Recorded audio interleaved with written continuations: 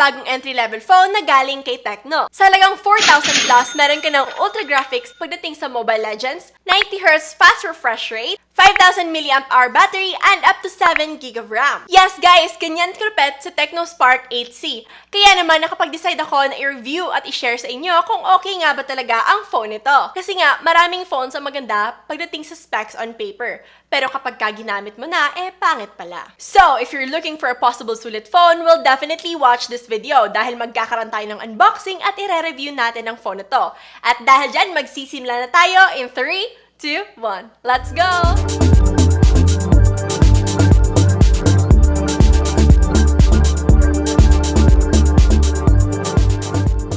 Hi guys! I'm Christine and this is JTTV. So, matagal-tagal rin tayo bago nakabalik sa pag-review ng unit.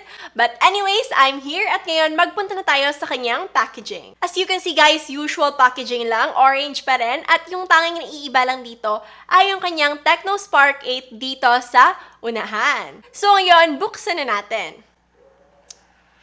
Ayan! Ang bubungad sa atin guys ay ang mismong unit na pag-uusapan natin in a while. Now, dito naman sa ibaba, ang unang bubungad sa atin ay ang kanyang paperworks na sinundan ng free phone case. Nasinundan naman ang kanyang Tecno 12+1 warranty badge. Nandito naman sa ibaba ang kanyang free earphones, micro USB cable, at ang kanyang 10 watts adapter. Now, dito naman sa kanyang pinakaibaba sa may bandang gitna ay makikita natin ang kanyang SIM card ejector. So, yun lang guys na makikita natin. So far, napakaganda dahil marami siyang inclusions at sulit na yung ibabayad mo dahil nga meron na rin siyang earphones. Eto, si Tecno Spark 8C in turquoise cyan. Pero huwag kayong mag-alala guys dahil meron pa tayong iba't ibang pagpipilian kagaya na lamang ni Iris Purple, Diamond Gray, at Magnet Black. Now, dito naman sa kanyang build quality guys, meron siyang glass front, plastic back, at plastic frame. Dito sa kanyang likod, kung makikita nyo, parang metallic matte yung kanyang finish, which is good dahil hindi siya prone sa mga smudges at fingerprints. Una ko siyang nakita guys, akala ko talaga metal siya. Pero nung hinawakan ko siya, mafe-feel mo talaga na plastic yung kanyang back. Now, dito naman sa kanyang gilid guys, makikita mo yung quote na nakalagay, "Stop at nothing." So kung si Realme merong dare to leap, eto naman si Tecno ay merong stop at nothing. Medyo nadjejehan ako or nachipan ako. Kasi mas gusto ko or mas prefer ko yung mga minimalist style lang ng mga phones. Pero, parang naman sa akin yun dahil meron talagang iba na gusto talaga yung may pa-motivation yung kanilang mga phone. So, it will depend lang sa perception nyo o kung ano yung mga preferred nyo. Now, dito naman tayo sa kanyang camera module. As you can see guys, meron tayong 3 bilog na nakita rito. Pero, 2 lang dyan ang camera. Dahil dito sa likod, may nakalagay na dual camera. Dito naman sa kanyang tabi ay meron ng kanyang LED flash. Dito naman sa other side ay makikita nyo ang kanyang fingerprint scanner. So, still, it's an old style dahil nga nandito pa rin sa likod yung kanyang fingerprint scanner. So, yun na nga guys, hindi ko rin prefer na nasa camera module yung kanyang fingerprint scanner kasi nga may mga tendency na minsan kapag ka brown out o di naman kaya masyadong madilim, ma-misplace mo yung inyong mga kamay at dun mo malagay sa mismong camera lens, parang hindi naman siya maganda. Para sa akin, awkward talaga siya. Pero overall guys, dito sa kanyang likuran, okay naman siya para sa akin. Presentable pa rin naman siya tingnan and elegant pa rin naman yung dating niya. Yun nga lang, may mga hindi ako mga nagustuhan, but then, we have different preferences. So, nasa sa inyo na lang yon kung bet nyo pa rin yung mga ganitong design. So, pagdating naman sa kanyang sides, guys, medyo manipis lang ang phone na to dahil nga, 9mm lang yung kanyang thickness. Medyo magaan rin naman siya sa kamay. Kahit na may kalakihan siya, kasyang-kasya pa rin naman siya sa mga kamay ko. Grip-wise din siya. Para sa akin, okay na siya. Ngayon, magpunta naman tayo sa sides ng phone nito. So, starting dito sa ibaba, makikita natin ang kanyang 3.5mm port, nasinda naman ang kanyang microphone, micro USB port, at ang kanyang speaker grills. Now, dito naman sa ating right side, makikita natin ang kanyang power button alongside with its volume rockers. Now, dito naman sa left side guys, nandito ang kanyang SIM card tray kung saan meron siyang 3 slots intended para sa 2 SIM at isang micro SD card. Now, sa itaas naman guys, wala tayong makikita rito. Maliban na lamang sa kanyang earpiece at sa kanyang selfie camera na pag-uusapan natin maya-maya lamang. Now, para malaman nyo kung okay nga ba ang speaker ng phone na to, pakinggan nyo to.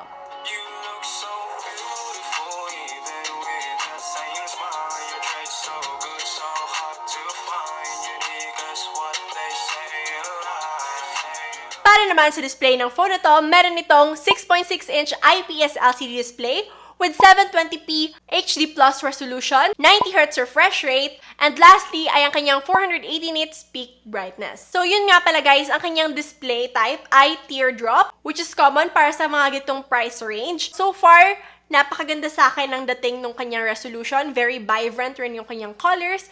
At yung response ng bawat click, napakabilis. Dahil yan sa kanyang 90Hz refresh rate, kung saan kapag ka nag-i-scroll tayo dito pa lang sa kanyang homepage, mapa Facebook, YouTube, at even Google, ay talagang napakabilis. Kaya naman, para sa akin, when it comes to smooth and speed, ay talagang okay na okay talaga ang phone na to. And probably, this is one of the best for its price. Sa halagang 4,000 plus na price, ay nakamamangha na yung pinapakita niyang bilis at pagiging responsive sa bawat click at touch mo. Now, if you're an outdoor user, para sa akin ay saktuhan lang yung talagang ipinapakita ng phone na to. Kasi nga, hindi naman talaga ganun ka-bright yung kanyang display. Pero para sa akin, may kita mo pa rin naman talaga yung mga details na nakukuha mo dito sa phone na to.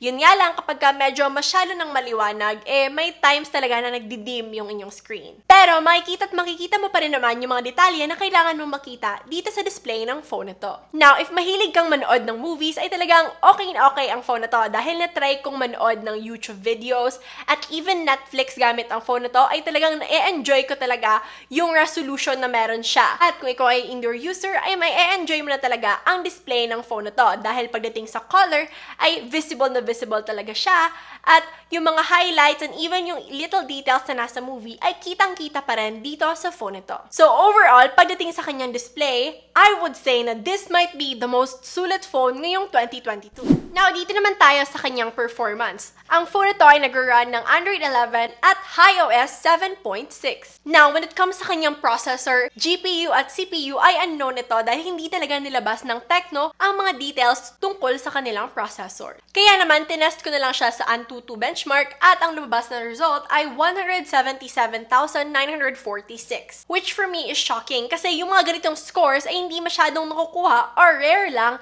na nakukuha ng ganitong presyuhan na phone. Kaya naman, dito pa lang sa kanyang Antutu benchmark, talagang waging-wagi na talaga tayo pagdating sa kanyang price range. Pero syempre, hindi lang tayo nagdadepend dyan. Kaya naman, naglaro ako ng Mobile Legends, COD at Genshin Impact dito sa phone nito. Ngayon, simulan natin dito sa kanyang Mobile Legends. Now, dito sa kanyang Mobile Legends, guys, meron na siyang ultra graphics with high refresh rate.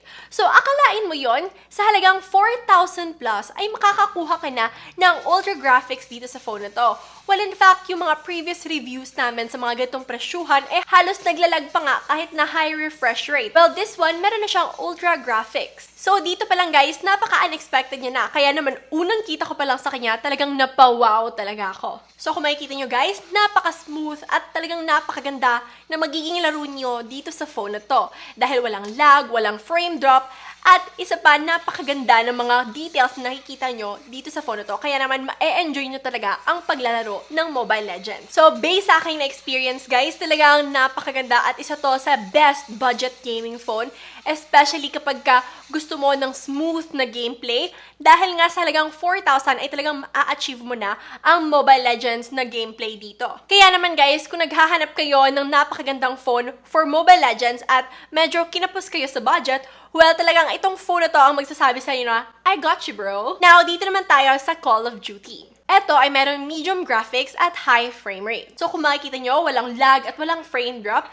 And of course, overall, wala talagang magiging problema sa Call of Duty dito sa phone na to. So yun, diba? Nakakamangha talaga dahil hindi niya tayo binigo maging dito sa Call of Duty. Dahil sa talagang 4,000 pesos ay talagang napaka-smooth rin at napakaganda na magiging laro mo sa Call of Duty dito sa phone na to. So kung makikita nyo dito guys, talagang na-enjoy ko ang paglalaro dito sa phone na to dahil kahit hindi ako masyadong marunong, this phone is just making a way for me para naman maengganyo talaga ako at hindi ako mahirapan sa pag-a-adjust dito sa larong to. Kaya naman for me, if you're playing Call of Duty, especially for beginners, ay talagang para sa inyo ang phone ito. Now, let's proceed sa isa sa pinakamabigat na game na talaga namang gusto pa ring laruin kahit na napakalaki at napakabigat sa storage, which is ang Genshin Impact. So, ito na nga guys, sinet ko siya sa lowest graphics at kung makikita nyo, medyo nagkakaroon siya ng lag at frame drops every now and then.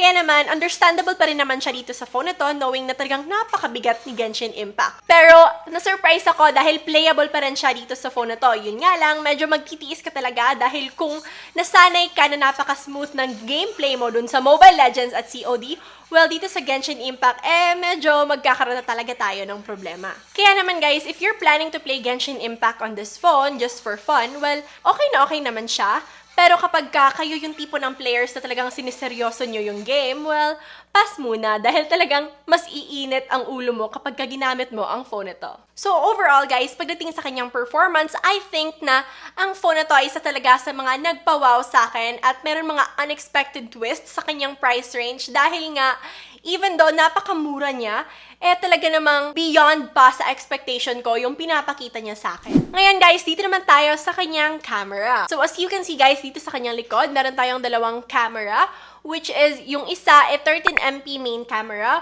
while the other one is still unknown. So hindi nila in-indicate kung para saan yon. At dito naman sa harapan, meron tayong selfie camera na 8 megapixels. So, as you can see guys, based sa kanilang mga outputs, okay lang siya para sa kanyang price range, pero when it comes to my expectations, hindi yan na-exceed, unlike sa kanyang performance. But then, if you're in a good lighting, talagang napakaganda rin ang kanyang kuha. Saktong-sakto lang, pero kapag hindi masyadong ganun talaga ka-light, o hindi ganun ka-bright yung magiging source of light mo, talagang masyadong hindi maganda yung magiging resulta. The tendency is maraming noise, at of course, medyo blur yung magiging kalalabasan ng photos mo. Now, when it comes naman sa kanyang selfie, guys, para sa akin ay okay na siya, especially kapag kukuha kayo ng larawan during daytime, kung saan tirik yung araw, ay talagang maganda yung kanyang magiging resulta. Pero kapag medyo gabi na at madilim-dilim na yung paligid, masyado talagang hindi maganda yung magiging kalalabasan ng inyong mga photos. So far guys, overall, yun yung mga naging observations ko dito sa kanyang camera. Para sa akin, hindi siya ganun ka-wow effect, pero okay na siya para sa kanyang price range. Now, dito naman sa kanyang video guys, meron siyang 1080p at 30fps na resolution for both selfie and back camera. And of course, ngayon, try natin. Hello guys, so this is the video camera or the back video camera of TechnoSpark 8C. And as you can see, okay ba yung ating quality sa video? Ayan. Comment down below if you think okay lang siya o di naman kaya masyadong distorted yung quality niya. At ngayon, try naman natin yung kanyang selfie video camera. Hello everyone! So this is the selfie video camera of TechnoSpark 8C. So okay lang ba siya para sa inyo? Hindi mo siya masyadong blur o di naman kaya distorted yung quality niya? Well again, comment down below. So yun na nga guys, para sa kanyang video quality, well, I'll let you decide kung okay nga ba siya. Pero para malaman nyo rin kung ano yung magiging resulta ng video quality niya kapag daytime o di naman kaya outdoors, well, watch this video.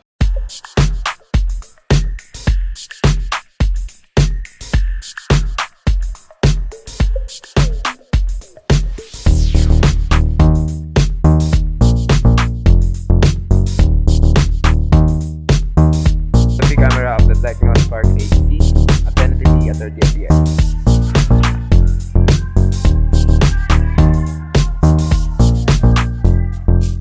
So overall guys, para sa kanyang camera, well, para sa akin, hindi talaga siya yung mapapawaw ka or may mga extraordinary siya na nabibigay sa'yo. But then, it's decent. Para sa akin, ma-recommend ko pa rin siya, especially if you're going on an online class dahil maganda pa rin naman yung kuha niya for educational purposes.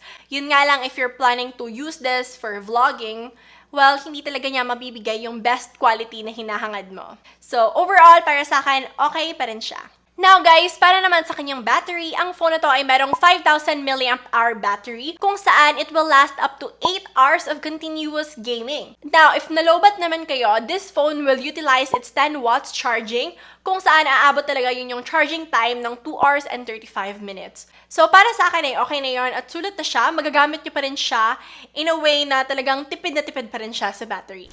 Overall, mararecommend ko nga ba ang phone nito? Well, yes, guys, definitely. Dahil para sa akin, if you're someone na gusto lang namang magka-phone for online class o di naman kaya for really important purpose, talaga namang sulit na ang phone na to. Dahil wala ka nang hahanapin pa when it comes to gaming, sa refresh rate, talagang hindi ka bibiguin ng phone na to. So, yun na nga, guys. This phone is currently priced at $5,999. Pero kapag ka pinalad kayo, talagang mabibili nyo siya ng sale up to 4,000 plus pesos lang. Kaya naman definitely save the link that we will post down below para naman kapag ka nag-sale sila ulit, kagaya na lamang ng nangyari sa amin, kaya naman nabili namin siya ng 4,000 plus, well, makukuha nyo rin yung deal na yan kapag ka click nyo yung link na aming i-comment down below. So that's pretty much it for this video, guys. Kaya naman kung may mga gusto kayong idagdag o di naman kaya i-comment tungkol sa phone na to, well, don't hesitate to comment down below. Kaya naman, guys, like this video, comment down below, and subscribe para naman updated kayo sa aming mga upcoming videos and, of course, giveaways. So that's it. Once again, I'm Christine and this is JTeen TV. Thank you so much for watching and God bless. Bye!